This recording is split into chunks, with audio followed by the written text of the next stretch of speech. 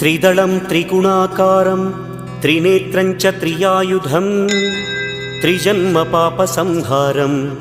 एकबिल्वं शिवार्पणम् त्रिशाखैः बिल्वपत्रैश्च अच्छिद्रैः कोमलैः शुभैः तव पूजां करिष्यामि एकबिल्वं शिवार्पणम्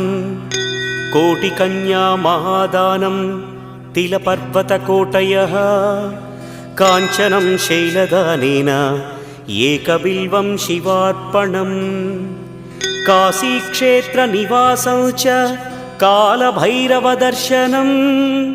प्रयागे माधवं दृष्ट्वा एकबिल्वं शिवार्पणम्